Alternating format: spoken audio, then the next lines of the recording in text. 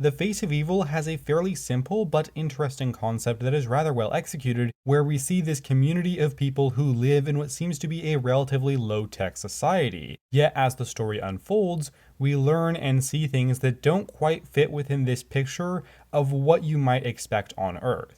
And that's one of the things I found quite interesting, was this simple premise of these two very much contrasting elements, with the tribe of the Sevatim having rather old-fashioned weapons and clothing, and them also having some level of futuristic technology as well. And it's not entirely clear how this got here, if they made it, if it was somebody else, or really what's going on, but I enjoyed how there was inherently this interest in these two very much opposing aspects of the story. It was simple but effective. And this serial does quite a good job, particularly early on, at introducing you to the situation without giving you too much exposition. You're a little bit thrown into this one, but they don't give you all the information at once. It's a pretty good balance of having all of these strange occurrences happening and slowly unveiling what situation these characters are actually in and why they are. Right off the bat, we are introduced to a new companion in the form of Leela, and she is the character that we follow for a little bit before the Doctor shows up. And I do quite like their encounter in the first part of this thing.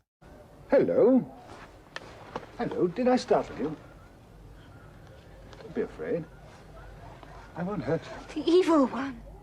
Well, nobody's perfect, but that's overstating it a little. No, I'm the Doctor. What's your name? Leela. Leela. It's a nice name, Leela. I never met anyone called Leela. Would you like a jelly baby? It's true then. They say the evil one eats babies. You mustn't believe all they say. No, these are sweets. They're rather good. Go on, have one. Go on.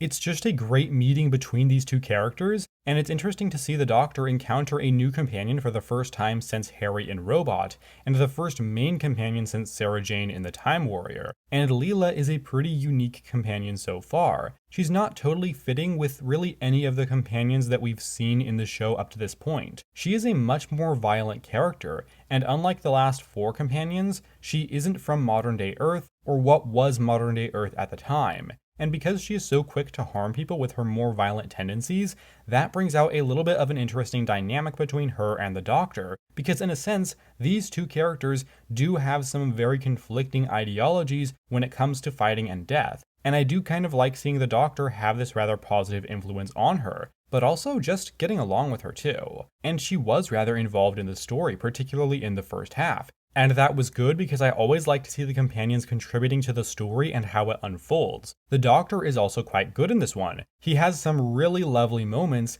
and is just his usual great self, which is so entertaining to watch. Now drop your weapons, or I'll kill him with this deadly jelly baby. Kill him then. What? Kill him then. I don't take orders from anyone. Take me to your leader. I just adore this scene, and as I already said, his meeting with Leela was great, and throughout the story their interactions are pretty good. I don't expect it to ever match up to his chemistry with Sarah Jane, as they were one of my favorite duos of the whole show, which is okay. So acknowledging and accepting that, it is nice to see him having good chemistry with another companion, and to see something a little bit different. Also, this is, I think, the first story that features the Doctor's new brown coat, which is a nice variation of his costume, and I do quite like it. Though I think the grey coat from season 13 is the one that worked the best for me, at least of the ones he's used so far. This is the point at which I have to give you a spoiler warning for this story. If you have not seen The Face of Evil, please skip to the time as shown on screen, otherwise we will continue. That's the evil one. Is it? Though the first half of this story was quite solid, things grounded to a bit of a halt once we got into the third part of this one. This is the point when things transition in location after they've entered Tom Baker's giant mouth and find themselves in a very futuristic looking ship. It's pretty standard but honestly a nice design, and here we have the introduction of the Tesh, people who we had heard about up to this point but who we had yet to actually see. And for whatever reason, this part of the serial, while having some interesting elements, just felt somewhat lifeless and dull. I like the idea of these two different groups, the Tesh and the Sevatim, and their different connections and understanding of Zoanon, but I found that a great deal of part 3 was just wandering around the ship, finding strange things, some rather mixed action sequences, and the Tesh repeatedly bowing. These terminals are dead. Who did you think he was?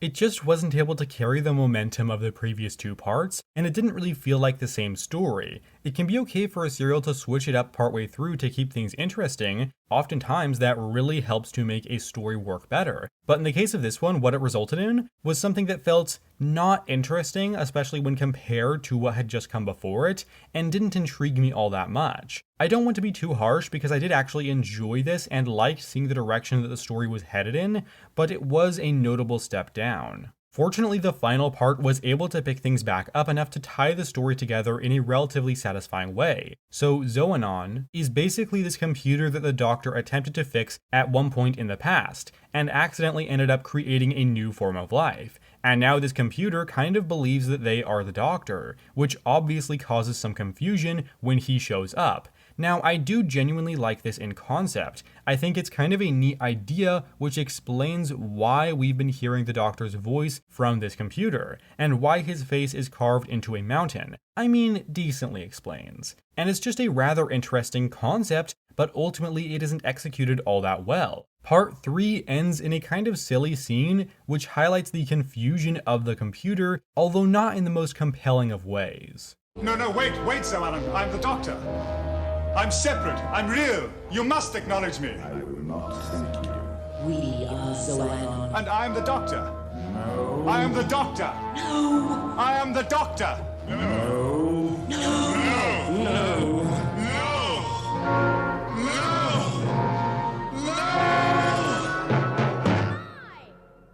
Who am I? Who am I? You see, when you strip this down to its core idea, it is kind of interesting, but how it's portrayed on screen is somewhat lacking. Though I do quite like how the Doctor was involved in this before the point in the story where the audience is introduced. That's kind of a neat idea, and I think it's perfectly fair that the Doctor wouldn't know exactly what was going on and how he kind of caused the problem. Unfortunately, I didn't think there was really a single supporting character in this one that stood out. Most of them were fine, but none of them were really memorable, though those characters are still important in telling this story. There was also a great closing moment to this serial. Take me with you.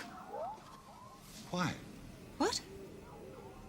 Well, you like me, don't you? Well, yes, I suppose I do like you. But then I like lots of people. I can't go carting them around the universe with me. Goodbye.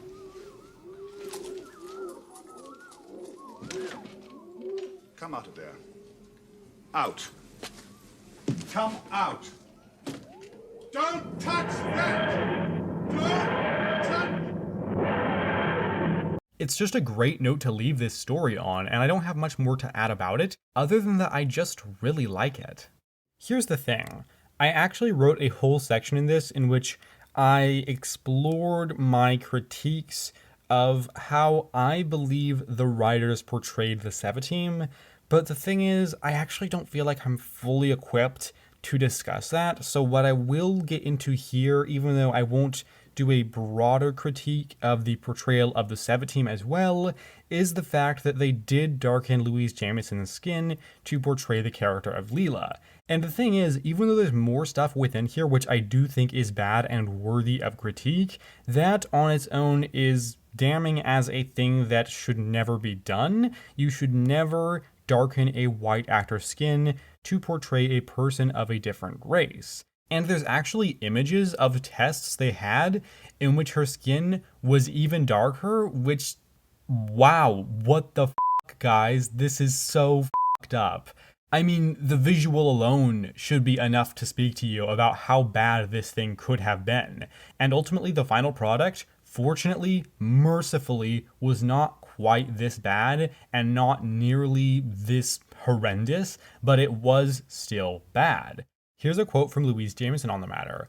"It was never specified with Leela. Quite honestly, in those photos, I think the makeup woman just didn't get it quite right. The dark eyes were because, I was told, Leela meant dark-eyed beauty. There was also an hour and a half in makeup before I was allowed on set. I wasn't black, but it was more than a tan. One of my sons is mixed race. Dual heritage, we say now. I think I was meant to have that kind of skin."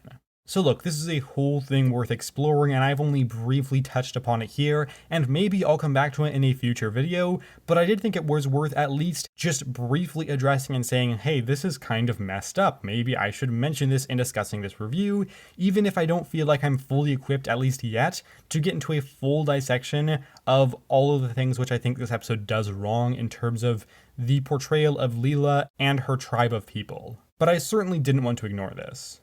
If you think I'm making too big of a deal out of this, alright, whatever, I disagree. But please just keep it to yourself, because I am not going to tolerate any defensive racism in the comments. I'm just not. So don't defend the racism, because it's bad. Overall, I did genuinely enjoy this story, and thought there was quite a bit to like, especially in the first half. The introduction of Leela is solid, and the Doctor is as great as ever. The concept and setting of this one are quite interesting, even if it does decline in quality in the second half. I rather enjoyed this adventure, and I'm going to give The Face of Evil a rating of 7.5 out of 10.